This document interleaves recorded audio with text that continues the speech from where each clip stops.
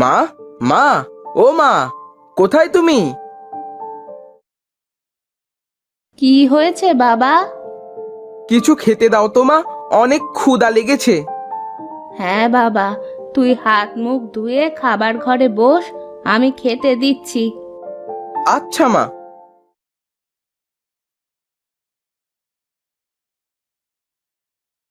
মা, আমাকেও খেতে দাও, আমি ঘরে গেলাম। আচ্ছা বাবা, তুই গিয়ে সুমনের সাথে বস, আমি তো তোদের দুজনকেই খেতে দিচ্ছি।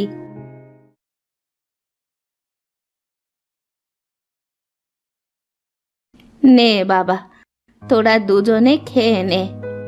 মা, তুমি বাবাকে বলে আমার কিছু পয়সা নিয়ে দাও, আমি আমাদের পুকুরটাতে মাছ চাষ করব। এখন তো তোর বাবার হাতে পয়সা কড়ি নাই, এবার চাষবাস তেমন ভালো হয়নি। তুই বরং তোর বাবার সাথে গিয়ে চাষে সাহায্য কর। এবার ভালো ফসল হলে তারপরে না হয় তোর বাবাকে বলে তোকে কিছু পয়সা নিয়ে দেব। তুমি সব সময় আমার সাথে এমন করো মা, আমি কিচ্ছু জানি না। আমার টাকা লাগবে মানে লাগবেই। এত যখন টাকা দরকার, তাহলে বাবার থেকে না নিয়ে টাকা রোজগার কর গিয়ে যা। হ্যাঁ হ্যাঁ, করব। একদিন ঠিকই টাকা রোজগার করব, দেখো তোমরা।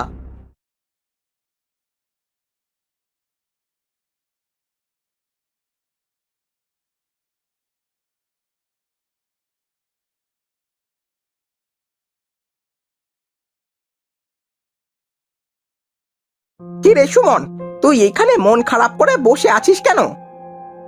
সে কথা আর বলিস না। মায়ের কাছে কিছু টাকা চাইলাম পুকুরে মাছ চাষ করব বলে, কিন্তু মা টাকা দিলই না। হাসান ভাইয়া যখন যা চায় সবই দেয়, কিন্তু আমার বেলায় তাদের টাকা থাকে না। আরে এই সামান্য ব্যাপারে কেউ মন খারাপ করে? টাকা আজ নেই তাই দিচ্ছে না, কাল যখন হবে তখন ঠিকই দেবে। পুকুরটা কবে থেকে খালি পড়ে আছে, তাই ভাবছিলাম যে কিছু মাছ চাষ করব। তা কি মাছ চাষ করবি শুনি? শুনেছি বাজারে নাকি বোয়াল মাছের খুবই দাম, আর মাছগুলো অনেক বড় বড় হয়। তাই ভাবছিলাম বোয়াল মাছ চাষ করব। ধুর গাধা, একবারও ভেবে দেখেছিস এই মাছগুলোর এত দাম কেন? আর এত দামি মাছ গ্রামের মানুষ কি খাবে? না তো, সেটা তো ভেবে দেখিনি। এ মাছগুলো এত দাম কেন?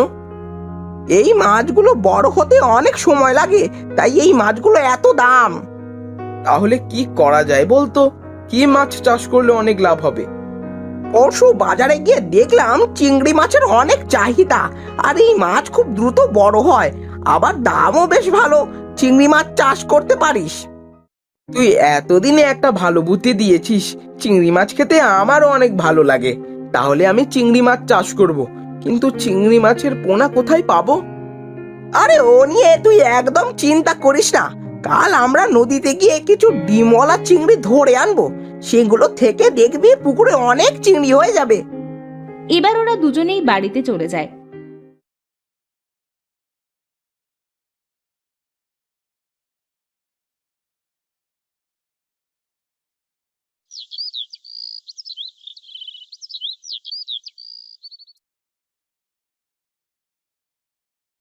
রাসেল, রাসেল, কোথায় তুই? বের হয়ে আয়। সুমন, তুই এত সকাল সকাল চলে এসেছিস যে? আরে, আমার তো সারা রাত ঘুম আসেনি। সারা রাত চিন্তা করেছি কখন সকাল হবে আর চিংড়ি ধরতে যাব। সবই ঠিকই আছে, কিন্তু আমি তো এখন পিসির বাড়িতে যাব, আমি তো তোর সাথে যেতে পারছি না। তুই বরং একাই চলে যা, আমি বলে দিচ্ছি তুই কোথায় গেলে ভালো চিংড়ি পাবি। ঠিক আছে, তুই বরং তাই বল আমাকে। আমাদের গ্রামের পাড়ে যে ছোট নদীটা আছে, তুই ওই নদীর ওপারে গিয়ে পশ্চিমের দিকে কিছুটা গেলেই একটা বড় ডোবা দেখতে পাবি, সেখানে অনেক চিংড়ি পাওয়া যায়। ঠিক আছে, আমি তবে চিংড়ি ধরতে গেলাম।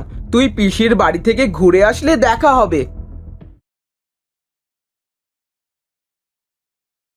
যা না যা, গেলেই তুই রাক্ষসের পেটে যাবি।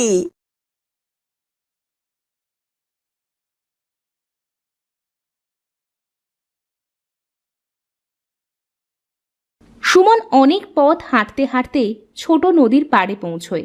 তারপরে সে একটা নৌকায় করে নদীর ওপারে চলে যায়।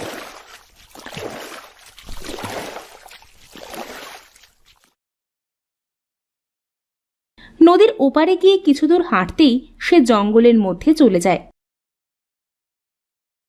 সেখানে সে দুইটি রাস্তা দেখতে পায়। রাস্তাটি ছিল মায়াবী রাস্তা। এখানে ভালো মানুষ আসলে রাস্তা তাকে ভালো পথে নিয়ে যায়, আর খারাপ মানুষ আসলে খারাপ দিকে নিয়ে যায়। আরে, রাসেল তো বলেছিল পশ্চিম দিকে যেতে, কিন্তু এখানে কোনটা পূর্ব কোনটা পশ্চিম আমি তো কিছুই বুঝতে পারছি না। এখন কি করি? এরপর সুমন ভালো করে লক্ষ্য করে দেখে একটি রাস্তার পাশে সাদা ফুল ফুটে আছে, আরেকটি রাস্তার পাশে লাল ফুল ফুটে আছে। আরে, এ কি?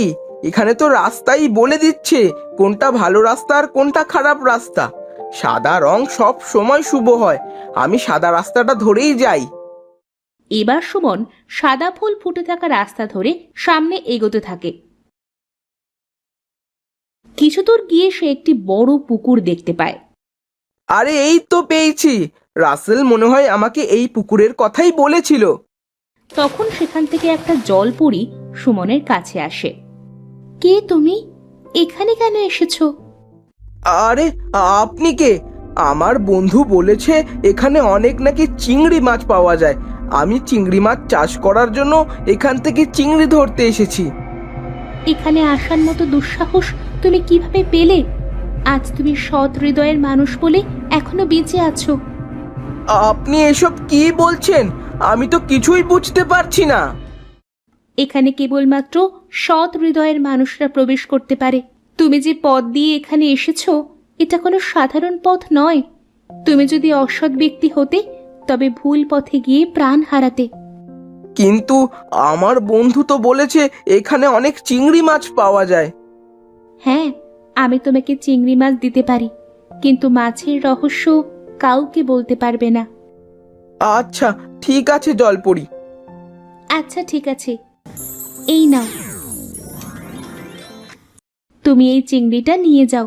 দেখবে এই চিংড়ি থেকে তোমার পুরো পুকুর ভর্তি চিংড়ি হবে।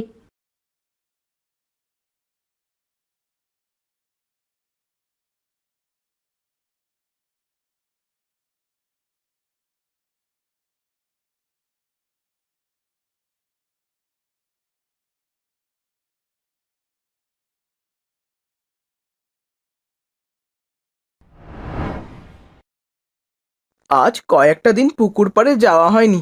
যাই, আজ পুকুর পাড়ে গিয়ে দেখি জলপরির কথা সত্যি হলো কিনা।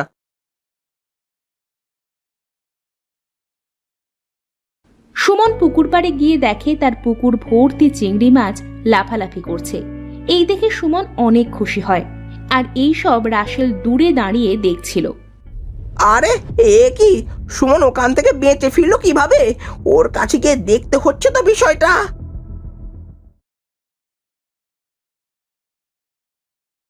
কি রে সুমন, তুই মাত্র এই কয়েকদিনে কিভাবে এত চিংড়ি চাষ করলি? কেন, তোর বলা জায়গা থেকেই তো আমি চিংড়ি ধরে এনে পুকুরে ছেড়ে দিয়েছিলাম।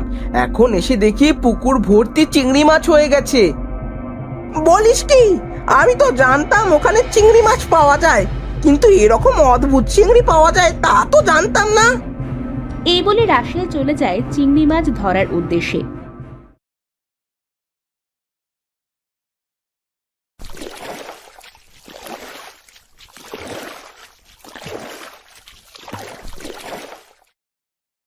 এরপর রাসেল নদী পার হয়ে সেই মায়াবী রাস্তার কাছে পৌঁছে যায়। সে দেখে সেখানে একটি মাত্র রাস্তা আছে। সে আর কিছু না ভেবে রাস্তা দিয়ে এগোতে শুরু করে। কিছু দূর যাওয়ার পরে একটা পুকুর দেখতে পায়। আরে, ওই তো পুকুর পাড়ে একটা নৌকা বাঁধা রয়েছে। যাই, নৌকায় করে মাছ ধরে নিয়ে আসি। এই যে বালক, তুমি আমাকে ব্যবহার করতে পারো, কিন্তু মনে রাখবে আমি যে কোনো দুটি বস্তুর বেশি বহন করতে পারি না। সে কি কথা? এত বড় নৌকা হয়ে দুটি জিনিসের বেশি বহন করতে পারবে না? আচ্ছা, সেসব পরে দেখা যাবে। এখন আমাকে পুকুরের মাঝে নিয়ে চলো।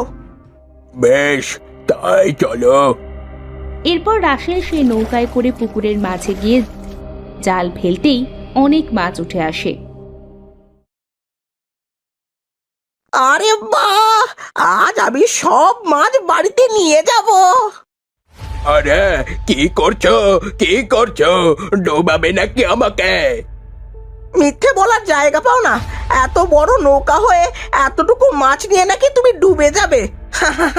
আমি কি এতই বোকা? নৌকাটা পানিতে ডুবে রাসেল সেখানে মারা যায়।